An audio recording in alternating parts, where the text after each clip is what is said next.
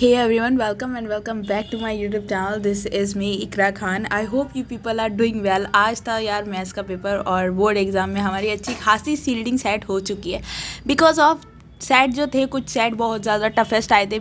Second और को ज़्यादा टफेस्ट नहीं बोल रहा है, कोई कह रहा है फर्स्ट बहुत टफेस्ट था, कोई कह रहा है सेकंड, कोई कह रहा है थर्ड। मेरे पास थर्ड सेट आया था एंड एक्सपीरियंस मेरा ये कुछ रहा है कि भाई आई ट्राई कि मैं सारे अटैम्प्ट कर लूँ क्वेश्चंस को, भले ही वो सही थे या नहीं थे, I don't know about that, but I attempt all the questions. मेरे को 5 क्वेश्चंस को छोड़ के मैंने सारे अटैम्प्ट करने की कोशिश करी और मैं एंड तक भैया के कहने पर 3 घंटे तक उस पेपर से लड़ी हूँ, उस क्वेश्चनों से लड़ी हूँ। तो आई थिंक कि मैंने खुद का अच्छा दे दिया है। ठीक है, भैया ने हमें मोटिवेट करने के लिए ऑलरेडी एक वीडियो अपलोड कर दिया है कि भाई जैसा भी तुम्हारा एग्जाम गया हो तुम्हें उसके बारे में अब नहीं सोचना है, तुम्हें डिस्कशन नहीं करना है। मैंने भैया की बातों का एकदम आज्ञा का पालन करा है और मैंने डिस्कशन नहीं करा है अपने दोस्तों से, ना ही मैंने ये चेक करा है कि कितना सही गया कितना गलत गया। अब मैंने उसको बिल्कुल साइड में रख दिया कि मैथ्स का पेपर हो गया, अब टेंशन ख़त्म हो गया, मतलब हो गया। ठीक है, और साथ साथ भैया ने जैसा वीडियो एक अपलोड करा है कि आप लोगों में से बहुत सारों का एग्ज़ाम बहुत बेकार गया है, तो उसमें आपका एक ऐसी चेकिंग होती है जिसके अंदर आपको ठीक ठाक मार्क्स मिलने की बहुत ज़्यादा पॉसिबिलिटीज़ होती है। देखो पासिंग मार्क्स मेरे मिल जाएंगे प्लस प्रैक्टिकल के जो भी होंगे वो एड ऑन होके ठीक ठाक आ जाएंगे। ठीक है, अब है अगला इंग्लिश का पेपर। अब हमें सारा जो है ना अपना मेहनत जो हमने मैथ्स के पेपर में करी थी ना, ऐसे ही मेहनत हमें इंग्लिश के पेपर में भी करनी है। हमें पढ़ाने के लिए मंगोलिया मैम और डियर सर दोनों ही लाइव सेशंस ले रहे हैं, दोनों ही बहुत अच्छा अपना बेस्ट देने की ट्राई कर रहे हैं। और अगर आप इन दोनों को फॉलो करते हैं तो आप लोग इन लोगों को फॉलो कर लें, अदरवाइज़ आप किसी और फॉलो करते हैं इन टीचर को तो आप उससे फॉलो करके उससे अच्छा से पढ़ के आएँ। और अगर आपको अभी तक कन्फ्यूज़न है कि किससे पढ़ना इज़ बेटर, तो आपने क्या करना है, एक मंगोलिया मैम का लेक्चर देख लेना, थोड़ा सा एक डियर सर का देख लेना, जिसका भी आपको बेस्ट लगे आपने उसको उसी टाइम चूज़ कर लेना है।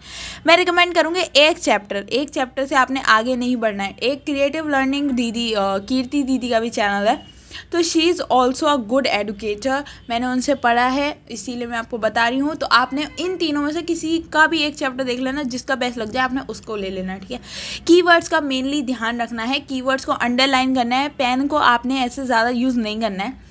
कीवर्ड जब कॉपी में लिखो ना उसके बाद आपने पेंसिल से अंडरलाइन कर देना और ध्यान देना कि पेंसिल से ना अपने स्केल को रख के फिर पेंसिल कराओ प्रॉपर तरीके से।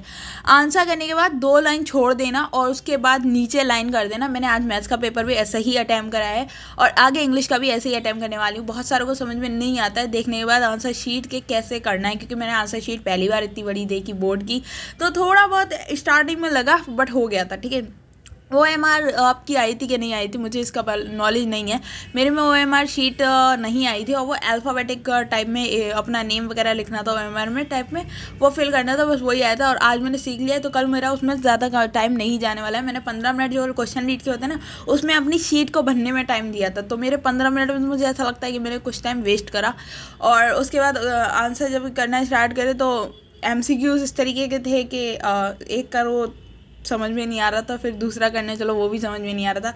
एक ट्रैप सा था उसमें हम फंसे जा रहे थे और हर क्वेश्चन एक रोना सा दिला रहा था, बट कैसे तैसे हमने कर लिया उसको। ठीक है, अब आपने उसके बारे में नहीं सोचना है, आपने इंग्लिश के बारे में ही सोचना है। अब इंग्लिश के एग्ज़ाम में अच्छे से करके आना है और जितना भी पढ़ो ना, चाहे आप कितनी भी दिन पढ़े हो पहले इंग्लिश, ये मैटर नहीं करता है। लास्ट स्टेज में आप कितनी मेहनत कर रहे हो ये मैटर करता है। तो मैं भी यही करने वाली हूँ कि मैं अब इंग्लिश को अच्छी तरीके से निचोड़ के एकदम काम करने वाली हूँ और 1-2 सैम्पल पेपर लगा लेना इस टाइम पे, मैं आपको टिप दूंगी, मैं भी यही करने वाली हूँ। ठीक है, कीवर्ड्स को लिख लेना एक कॉपी में। अगर आपके पास कोई कीवर्ड्स की बुक नहीं है, कीवर्ड्स की शीट नहीं है, तो चैट जीपीटी पे जाना, चैट जीपीटी से मांग लेना, क्योंकि अब NCERT पढ़ने का टाइम नहीं रहा है, this is the truth.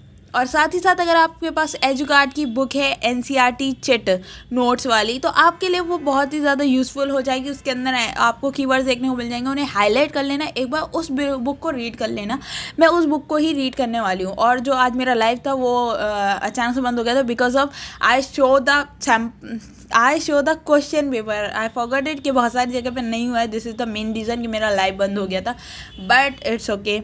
And this is the tip and experience about the exam. So I hope कि आपके लिए यूज़फुल रही होंगी टिप ट्रिक्स, और ज़्यादा मैं एडिटिंग वेडिटिंग नहीं कर पाऊँगी। सो कुछ ऐसा गलत बोल दिया, मतलब कुछ ऐसा ऊबड़ खाबड़ वर्ड्स बोल दिए हों तो उसके लिए यार ये मत बोला करो मुझे कि वर्डिंग सही करो अपनी, मेरे मुंह से नहीं निकल पाते कुछ वर्ड। और अदरवाइज़ आप लोग इतना प्यार देते हो उसके लिए thank you so much. 800 subscriber मेरे कंप्लीट हो चुके हैं और बहुत ही शानदार तरीके से रील्स में भी अच्छे व्यूज़ आ रहे हैं, शॉर्ट्स में भी अच्छे व्यूज़ आ रहे हैं, वीडियो में भी अच्छे व्यूज़ आ रहे हैं। उसके लिए thank you so much. Live में आते हो आप लोग, मुझे बहुत खुशी होती है। साथ ही साथ कम्युनिटी पे जब आप लोग इतना प्यार देते हो उसमें भी मुझे बहुत ज़्यादा खुशी होती है। तो thank you so much for it. And यहीं पे हम करते हैं अपनी इस वीडियो को ख़त्म। और आई होप कि आपके लिए ये बहुत ज़्यादा यूज़फुल रही होगी। अगर यूज़फुल रही हो तो कमेंट कर देना, मुझे बहुत ज़्यादा अच्छा लगता है। और वीडियो को लाइक करना, चैनल को सब्सक्राइब करना मत भूलना for more tips. Bye bye.